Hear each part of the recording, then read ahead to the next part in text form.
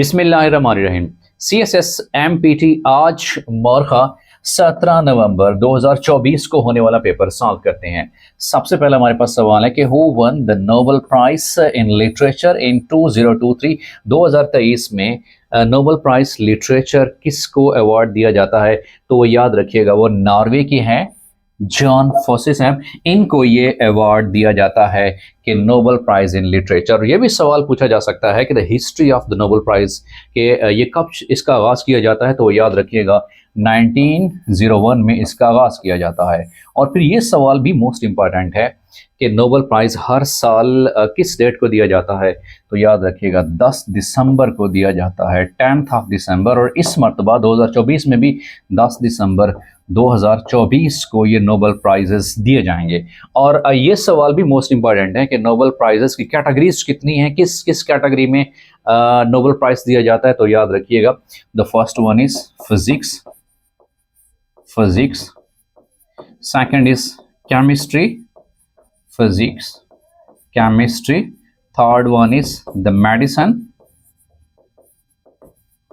And the fourth one is literature, and the fifth one is the peace. और recently एक नई category भी introduce कराई गई है, दैट इज इकोनॉमिक्स।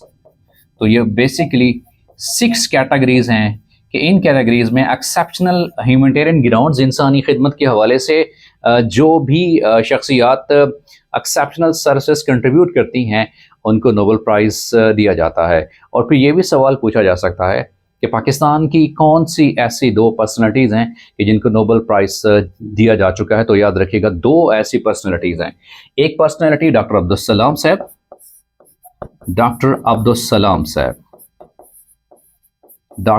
सलाम साहब, इनको किस कैटेगरी में नोबेल प्राइज़ दिया गया था? याद रखिएगा फिजिक्स इनकी कैटेगरी थी, यूनिफिकेशन थ्योरी इनकी थी, और इनको 1979 में ये नोबेल प्राइज़ दिया जाता है। और डॉक्टर अब्दुल सलाम साहब की खिदमत के हवाले से इंपीरियल कॉलेज ऑफ लंदन की जो सेंट्रल लाइब्रेरी है उसका नाम भी डॉक्टर अब्दुल सलाम साहब के हवाले से मंसूब किया गया है। तो ये भी सवाल पूछा जा सकता है कि कौन सा कॉलेज है? That is imperial college of London. उसकी जो सेंट्रल लाइब्रेरी है उसका जो नाम है मंसूब किया गया है डॉक्टर अब्दुल सलाम साहब के हवाले से। दूसरी कौन सी ऐसी शख्सियत हैं कि जिनको नोबेल प्राइज़ दिया गया था पाकिस्तान की? वो हैं मलाला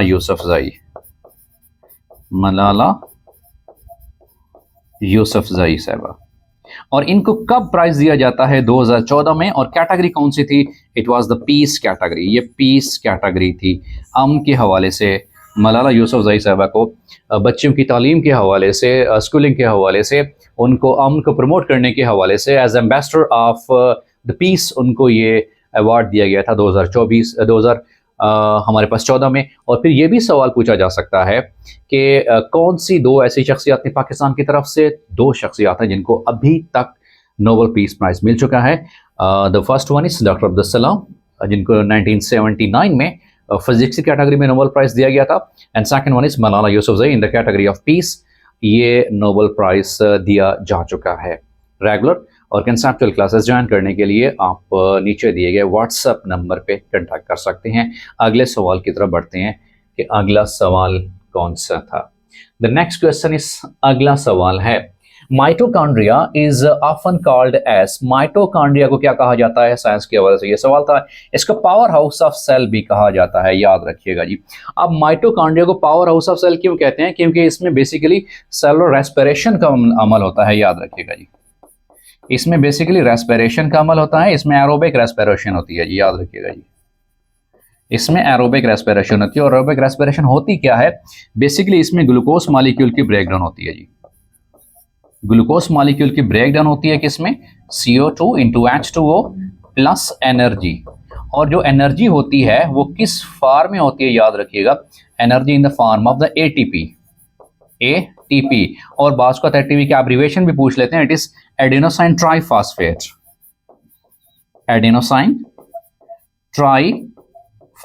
एक्चुअली इसमें 3 फॉस्फेट के मॉलिक्यूल अटैच होते हैं, तो इसी वजह से इसको नाम देते हैं कि एडेनोसाइन ट्राइफॉस्फेट ATP। और ATP का दूसरा नाम याद रखिएगा एनर्जी करेंसी ऑफ सेल भी है, एनर्जी करेंसी ऑफ सेल भी है। और फिर माइटोकॉन्ड्रिया के हवाले से, जैसा कि इसके स्ट्रक्चर के हवाले से ये सवाल भी पूछा जा सकता है।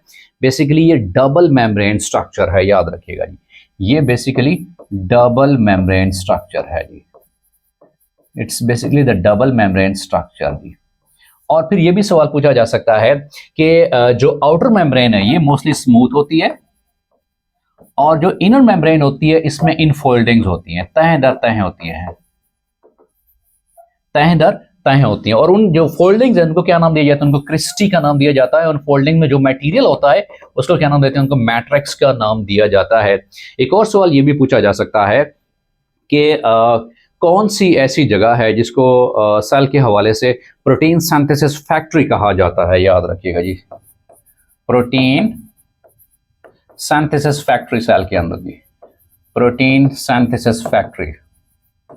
सो प्रोटीन सिंथेसिस फैक्ट्री याद रखिएगा, राइबोसोम्स को कहा जाता है, राइबोसोम्स को ही कहा जाता है कि ये प्रोटीन बनाने की फैक्ट्रियां हैं राइबोसोम्स। और राइबोसोम्स के हवाले से मोस्टली रिपीटेड क्वेश्चंस ये भी हैं कि ये वो वह सेल ऑर्गेनेल है जो कि प्रोकैरियोटिक और यूकैरियोटिक सेल दोनों में पाया जाता है, कि prokaryotic and eukaryotic as well. अब ये भी पूछा जा सकता है कि प्रोकैरियोटिक सेल क्या होता है जी? प्रोकैरियोट्स। सो प्रोकैरियोटिक सेल याद रखिएगा रिस्पेक्टेड स्टूडेंट्स, प्रो का मतलब होता है बिफोर। सो अगर ये भी सवाल भी पूछा जा सकता है, pro mean before and create mean it's Latin word, create का मतलब है दैट इज द न्यूक्लियस, याद रखिएगा जी। तो प्रोकैरियोटिक सेल वो सेल होता है जिसमें well defined nucleus is absent, उसमें न्यूक्लियस मौजूद नहीं होता।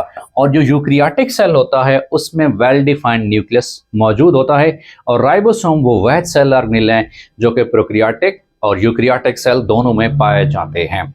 तो ये सवाल भी साइंस के हवाले से मोस्ट इंपॉर्टेंट है कि प्रोटीन सिंथेसिस फैक्ट्री किसे कहा जाता है? राइबोसोम्स को ही कहा जाता है। एक और most important one word substitution के हवाले से डेफिनेशन पूछी जा सकती है, that is the cytology, that is cytology. Cytology क्या है? That is scientific study of cell, कि सेल की जो साइंटिफिक स्टडी है उसको क्या नाम देते हैं? साइटोलॉजी भी नाम देते हैं या सेल बायोलॉजी भी नाम देते हैं। दोनों ये वन वर्ड सब्स्टिट्यूशन के हवाले से सवालात पूछे जा सकते हैं कि scientific study of cell is called as cell biology और साइटोलॉजी, तो एक ही वन वर्ड सब्स्टिट्यूशन के हवाले से ये डेफिनेशंस हैं। अगले सवाल की तरफ बढ़ते हैं कि नेक्स्ट क्वेश्चन हमारे पास कौन सा है। द नेक्स्ट क्वेश्चन इज, अगला सवाल हमारे पास है, sun is referred as red giant. इसको रेड जायंट क्यों कहा जाता है? रेड जायंट क्योंकि sun is a which type of star. इनको रेड जायंट इसी वजह से कहा जाता है क्योंकि इनके ऊपर मोस्टली जो है ना वो फ्यूजन रिएक्शंस हो रहे होते हैं।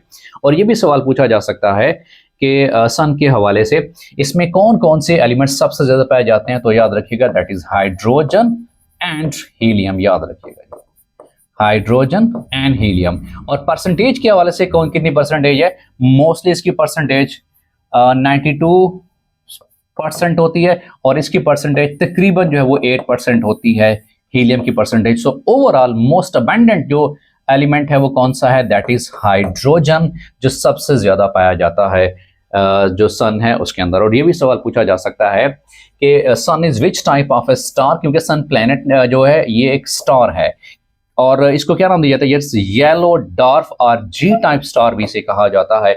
और फिर जो सोलर सिस्टम है उसके हवाले से मोस्ट रिपीटेड क्वेश्चन ये हैं कि द बिगेस्ट जो प्लेनेट है सोलर सिस्टम का वो कौन सा है? The biggest planet of solar system, the biggest planet of solar system, biggest planet वो कौन सा है? वो है जुपिटर है, याद रखिएगा जी।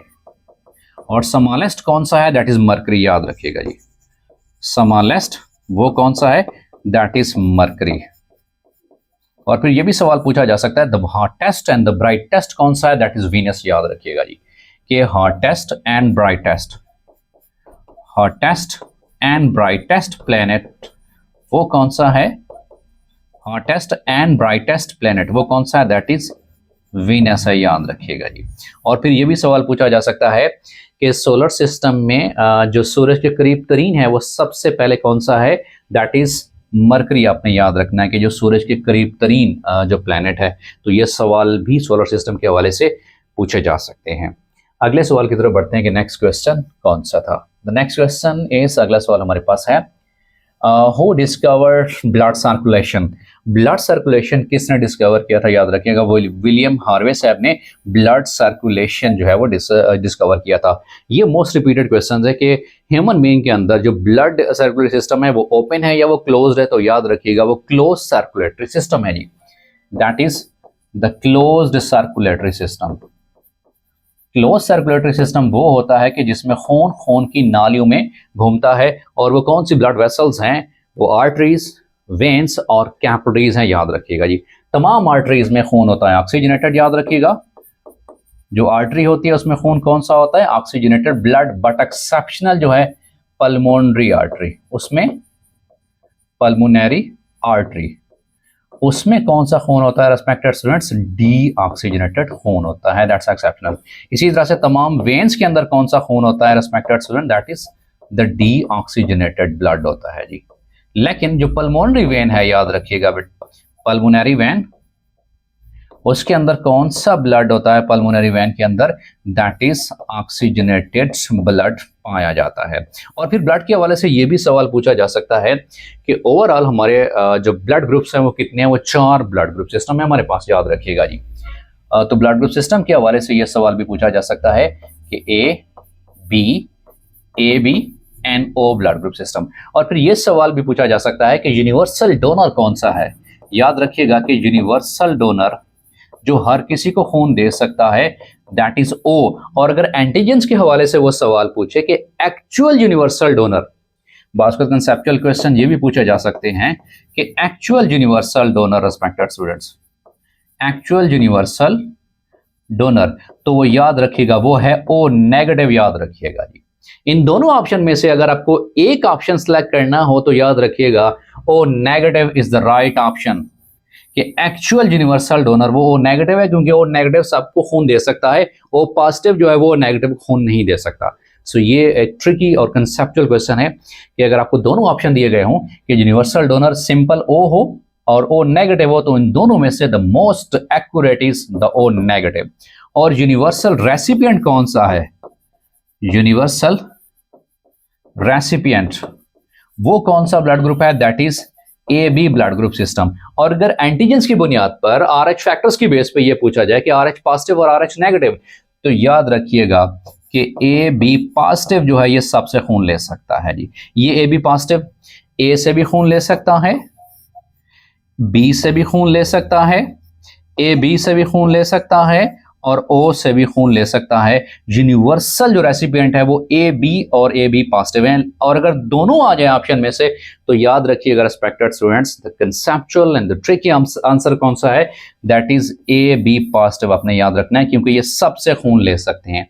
जो ए बी नेगेटिव है दरअसल में ये ए पॉजिटिव वालों से खून नहीं ले सकता, इसीलिए the right and the concept based question वो कौन सा है हमारे पास, वो ए बी पॉजिटिव है, आपने याद रखना है।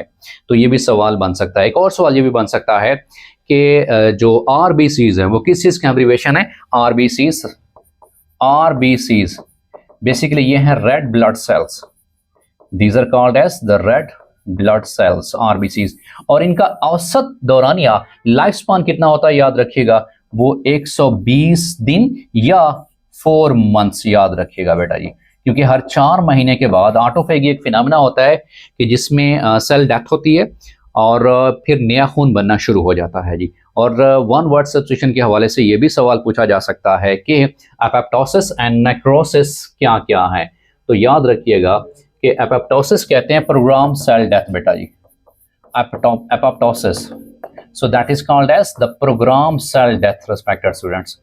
सेल्स की program death, program cell death को नाम देते हैं, that is called as apoptosis. और नेक्रोसिस क्या है बेटा जी, necrosis sudden death of cells को बोलते हैं बेटा, sudden death of cells, sudden death of cells. वो सडन डेथ किसी वजह से हो सकती है, जैसे कि स्नेक बाइट की वजह से हो सकती है, स्पाइडर बाइट की वजह से हो सकती है, एक्सीडेंटल भी हो सकती है, मायोकार्डियल इन्फेक्शन भी हो सकता है, किसी भी हवाले से। So necrosis is sudden death and apoptosis is the program cell death. और फिर जो बेसिकली कैंसर है, याद रखिएगा cancer it's basically uncontrolled mitosis of disease cell है बेटा, uncontrolled production of disease cell, uncontrolled mitosis of disease cell, ये भी डेफिनेशन पूछी जा सकती है। और फिर कैंसर की दो टाइप्स हैं, याद रखिएगा जी। First one is the benign tumour, याद रखिएगा जी, बेनाइन ट्यूमर। और second one is the malignant tumour.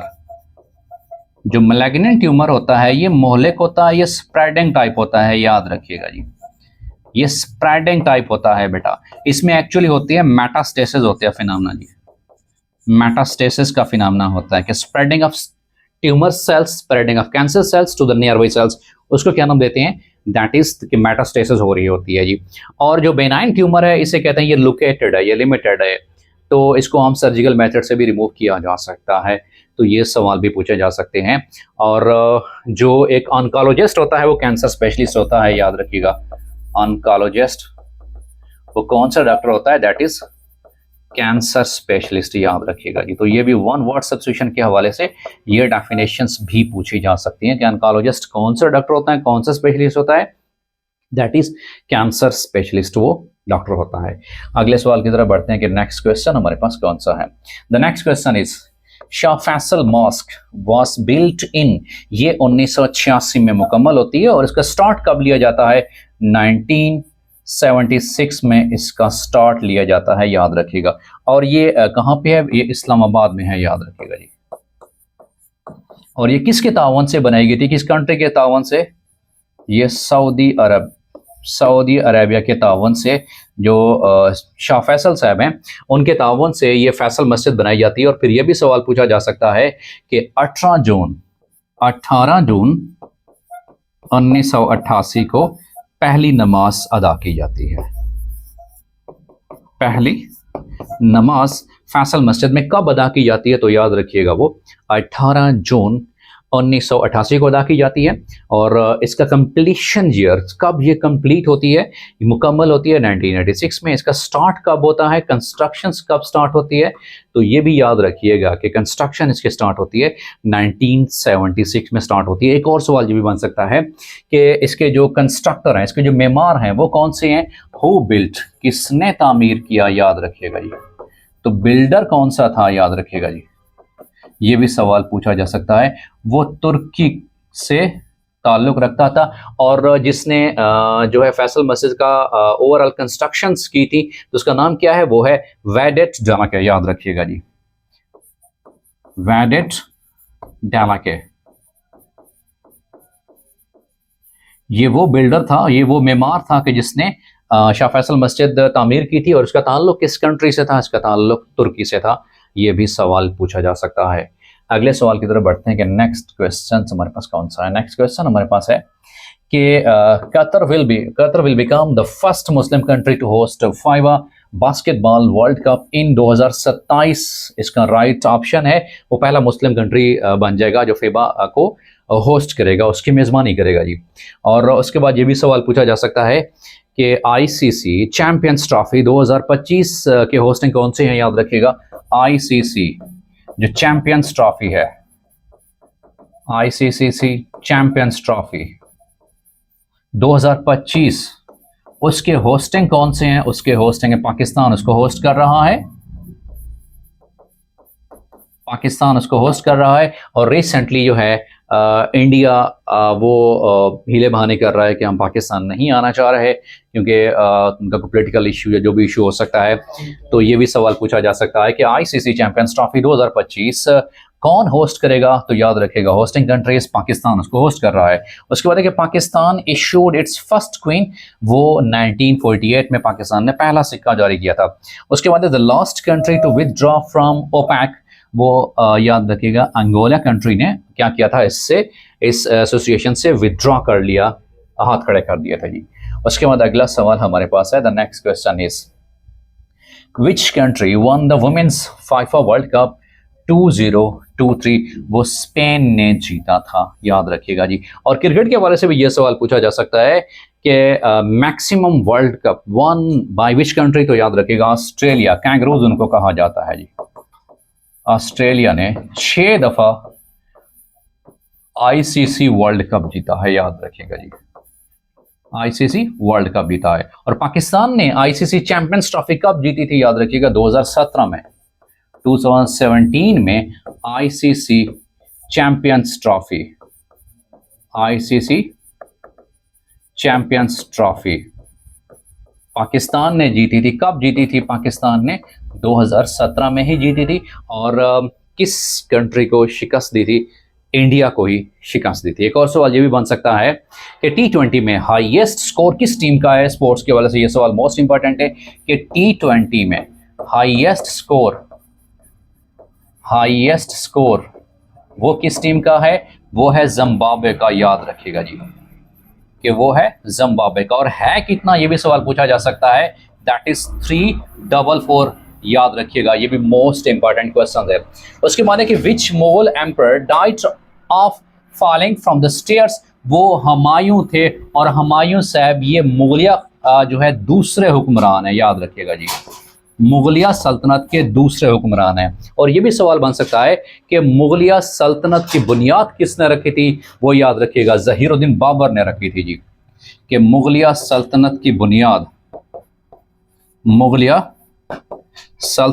बुनियाद किसने रखी थी? याद रखिएगा वो ज़हीरुद्दीन बाबर ने रखी थी। याद रखिएगा जी, ज़हीरुद्दीन बाबर साहब ने मुगलिया सल्तनत की बुनियाद रखी थी। एक और सवाल ये भी बन सकता है कि ज़हीरुद्दीन बाबर साहब के बाद कौन से हुक्मरान आते हैं?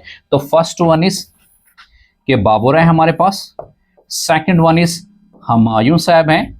तो ये तरतीब के हवाले से। इसी तरह से ये भी सवाल पूछा जा सकता है कि वो कौन से ऐसे रूलर थे कि जिन्होंने ताजमहल तामीर किया था? वो 5वें मुगल हुक्मरान थे जिनका नाम था, याद रखिएगा, वो शाहजहां साहब थे जी। तो पहला हमारे पास मुगलिया सल्तनत की बुनियाद रखने वाले रूलर कौन से हैं? वो बाबर साहब हैं। दूसरे कौन से हैं? वो हुमायूं हैं। और तीसरे कौन से हैं? जलालुद्दीन अकबर साहब हैं। याद रखिएगा जी, जलालुद्दीन अकबर, जिन्होंने जो है दीन इलाही भी इंट्रोड्यूस कराया था। So first one is the Babur, second one is Humayun, third one is Jalaluddin Akbar, और फोर्थ कौन से हैं? वो है जहांगीर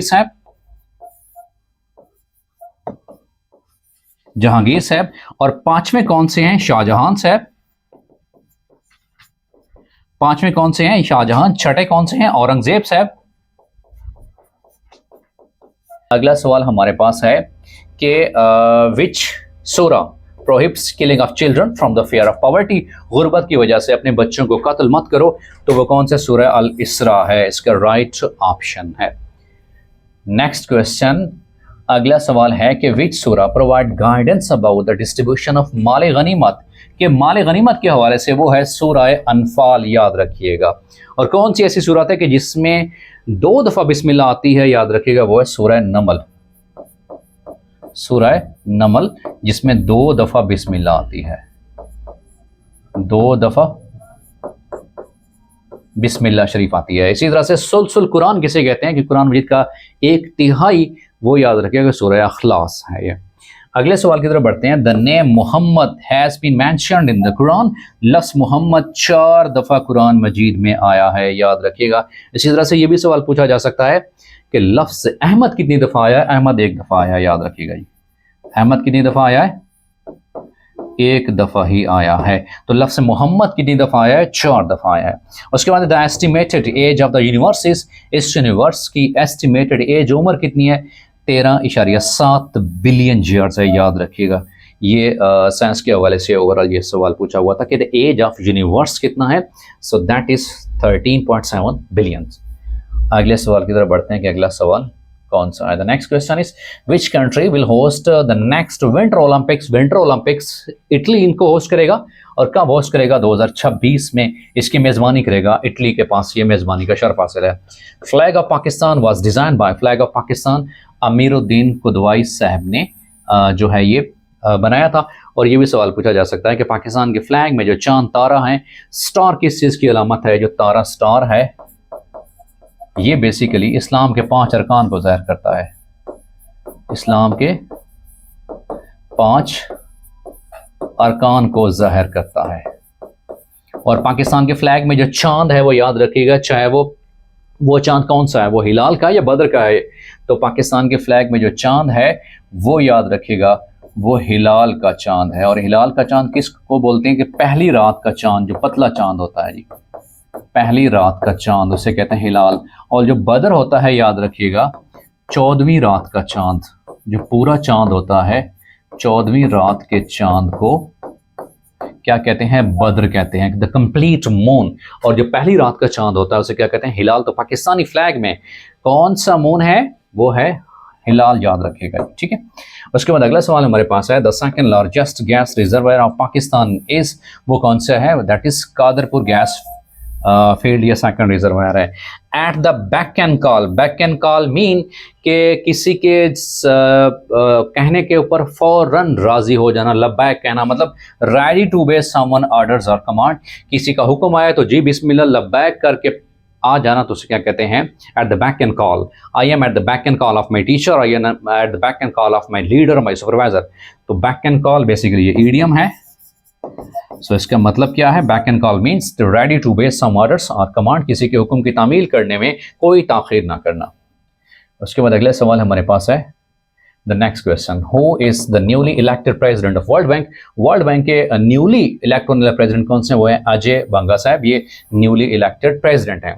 उसके बाद है कि which country has recently been suspended from African Union? वो कौन से है? वो सूडान है कि जो रिसेंटली सस्पेंड किए गए हैं।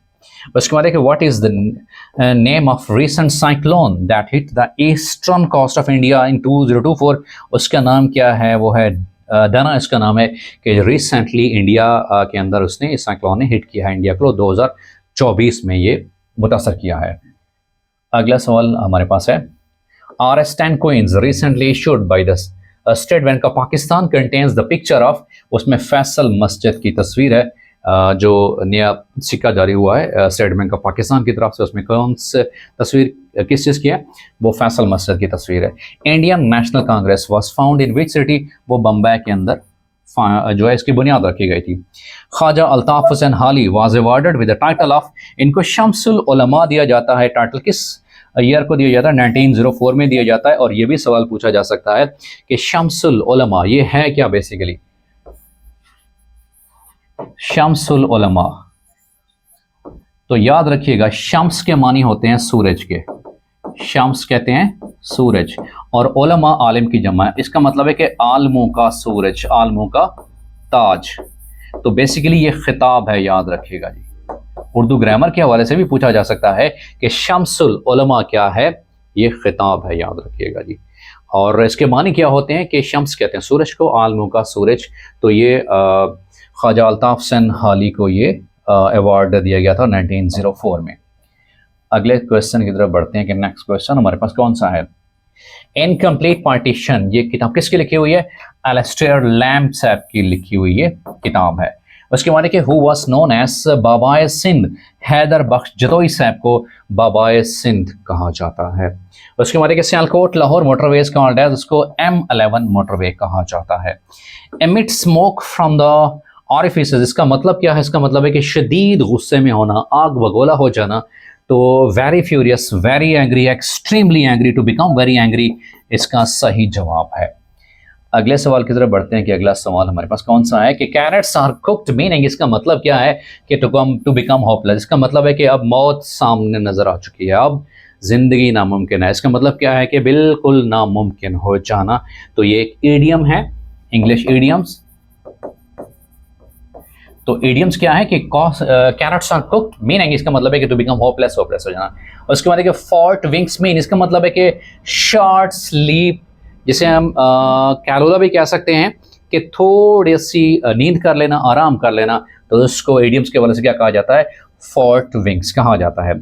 Sialkot Lahore motorway M11। उसके बाद है कि identify the coordinate clause, he is good teacher but his classes are boring sometimes, वो टीचर तो अच्छा है लेकिन उसकी क्लासेस समटाइम्स बोरिंग है। तो याद रखिएगा यहाँ पे कोऑर्डिनेट क्लास का तस्करा मेंशन करना था।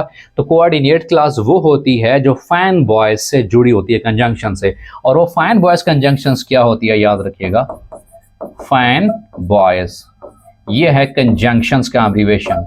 कंजंक्शन क्या होता है इंग्लिश में रेस्पेक्टेड स्टूडेंट्स? कि ये ऐसा वर्ड होता है जो दो सेंटेंसेस को, दो पार्ट्स ऑफ सेंटेंसेस को आपस में मिलाने का काम करता है। वो कंजंक्शंस कितने टाइप्स की होती हैं? याद रखिएगा बेसिकली वो 4 टाइप्स की होती हैं। बेसिकली सिंपल, एक को नाम देते हैं बेटा, एक को नाम देते हैं मेन क्लास, या उसको इंडिपेंडेंट क्लास भी बोलते हैं, मेन इंडिपेंडेंट, या उसका और नाम बेटा प्रिंसिपल क्लास भी होता है। और प्रिंसिपल क्लास कौन सी क्लास होती है? जो किसी के ऊपर डिपेंड नहीं करती अपने मीनिंग के लिए। जैसे he is a good teacher, ये प्रिंसिपल क्लास है। सेम इज द केस के his classes are sometimes boring, ये भी क्या है? मेन क्लास है। तो ऐसा सेंटेंस के जिसमें दो प्रिंसिपल क्लासेस, दो main classes fine voice conjunction के साथ अटैच होंगी, उस सेंटेंस को नाम देते हैं कंपाउंड सेंटेंस नाम देते हैं रेस्पेक्टेड स्टूडेंट्स। कंपाउंड सेंटेंस कहते हैं। जैसा कि यहाँ पे दो मेन क्लासेस हैं। यहाँ पे जो सवाल पूछा हुआ था कि कोऑर्डिनेट क्लास कौन सी होती है? दो इक्वल, दो हमपला क्लासेस, मेन क्लासेस जब कंजंक्शन के साथ अटैच होती हैं उसे क्या नाम देते हैं? कोऑर्डिनेट क्लास का नाम देते हैं। जैसे I am a teacher and you are a student, I am present but Ali is absent, I like hockey but my friend like cricket. तो ये क्या है? कंजंक्शन के साथ अटैच होती है। उस कंजंक्शन का नाम क्या है? That is the fan voice. और ये किस चीज का एक्रोनिम है? याद रखिएगा, फैन वॉइस। ये एक्रोनिम है फॉर, एंड, नॉर, बट, और, येट एंड सो। तो ये फैन वॉइस एक्रोनिम है। ये टिपिकल सिम्टम्स है कि हमारे पास कोई सेंटेंस कंपाउंड होगा, क्लास कौन सी होगी? दैट क्लास विल बी, हमारे पास वो कोऑर्डिनेट क्लास होगी। इसके मुकाबले में जो डिपेंडेंट क्लास होती है, जिसको सबऑर्डिनेट भी कहते हैं, जो अपने मीनिंग के लिए अगली क्लास पे डिपेंड करेगी, उसकी एग्जांपल भी मैं आपके सामने एक यहाँ पे लिख देता हूँ कि sentence is when I called him he was sleeping। ये मेरे पास एक सेंटेंस है, इसमें देखते हैं। देखिए, when I called him, जब मैंने उसे कॉल की तो फिर क्या हुआ जी? ये क्या है? डिपेंडेंट क्लास है, याद रखिएगा बेटा। ये क्या है? डिपेंडेंट क्लास है, याद रखिएगा जी। और ये जो क्लास है he was sleeping, ये मेन क्लास है बेटा। मेन, प्रिंसिपल या इंडिपेंडेंट एक ही बात है बेटा। ये मेन, प्रिंसिपल या बेटा इंडिपेंडेंट, तो एक ही चीज का ये नाम है बेटा जी। तो इस तरह के सेंटेंसेस कि जिसमें एक हमारे पास प्रिंसिपल क्लास हो और एक सबऑर्डिनेट या डिपेंडेंट क्लास हो, उस सेंटेंस का बेटा क्या बोलते हैं? हम कॉम्प्लेक्स सेंटेंस बोलते हैं। उस सेंटेंस को क्या नाम बोलते हैं बेटा? कॉम्प्लेक्स सेंटेंस बोलते हैं। जैसे सारे कंडीशनल सेंटेंसेस सारे के सारे क्या बेसिकली कॉम्प्लेक्स इन नेचर हैं। जैसे if he comes I shall help him, I shall help him। तो if he comes क्या है? बेसिकली डिपेंडेंट क्लास है। I shall help him क्या है? ये मेन क्लास है। तो इस तरह के सेंटेंस को क्या नाम देंगे? ये हमारे पास कॉम्प्लेक्स सेंटेंस की टिपिकल निशानी होती है। अगले सवाल की तरफ बढ़ते हैं कि नेक्स्ट क्वेश्चन हमारे पास कौन सा है। द नेक्स्ट क्वेश्चन इसके कितनी सूरतों में हरूफ मुकत्तियात पाए जाते हैं? तो वो 29 हैं, याद रखिएगा जी। और फिर ये सवाल भी पूछा जा सकता है कि हरूफ मुकत्तियात होते क्या हैं? ये ऐसे हरूफ होते हैं कि जिनके मानी और मफ़हूम सिर्फ अल्लाह और उसके रसूल को ही पता है। उनमें मिसाल क्या है? यासीन, ताहा,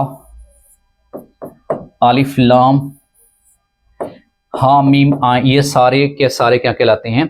ये हमारे पास हरूफ मुकत्तियात कहलाते हैं। और टोटल अगर हरूफ मुकत्तियात के हवाले से सवाल पूछा जाए, वो कुल हरूफ मुकत्तियात कितने हैं? वो हैं 29 हैं कुल हरूफ मुकत्तियात, याद रखिएगा जी। और कुरान में तस्करा कितनों का है? कुरान में तस्करा, तो याद रखिएगा कुरान मजीद में तस्करा जो है कि जिनसे हरूफ मुकत्तियात शुरू होते हैं, कितनी सूरतें हैं? वो हैं 29 सूरतें। कुरान मजीद में ओवरऑल हरूफ मुकत्तियात कितने हैं? याद रखिएगा, वो 14 हरूफ मुकत्तियात है। और हरूफ मुकत्तियात से शुरू होने वाली सूरतें कितनी हैं? वो सूरतें हमारे पास 29 हैं, याद रखिएगा कि हरूफ मुकत्तियात से शुरू होने वाली सूरतें कौन सी कितनी हैं? वो 29 हैं। अगर उर्दू के हवाले से सवाल पूछा जाए कि कुल हरूफ मुकत्तियात कितने हैं? वो 29 हैं। और कुरान मजीद में कितने हरूफ मुकत्तियात का जिक्र है? वो 14 हरूफ मुकत्तियात का जिक्र है।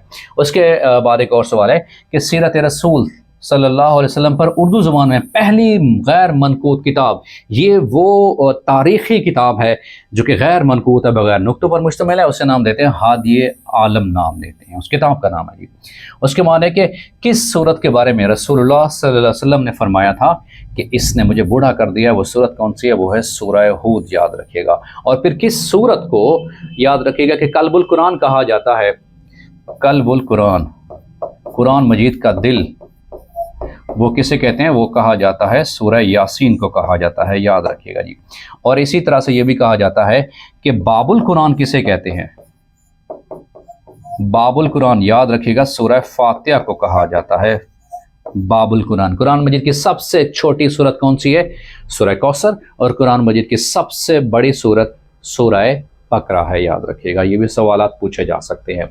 उसके बाद अगला सवाल हमारे पास है कि किताब सुन्नत खैरुल अनाम के मुसन्निफ कौन है?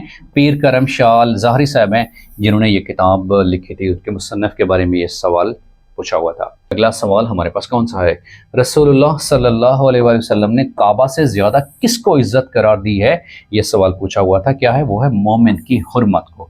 उसके बाद है कि रसूलुल्लाह सल्लल्लाहु अलैहि वसल्लम ने के आखिरी गुज़वा का नाम क्या है? वो है गुज़वाए तबूक। आखिरी गुज़वे के हवाले से यह सवाल पूछा हुआ था। आखिरी गुज़वा कौन था आप वसल्लम ने शिरकत की थी? वो है गुज़वाए तबूक।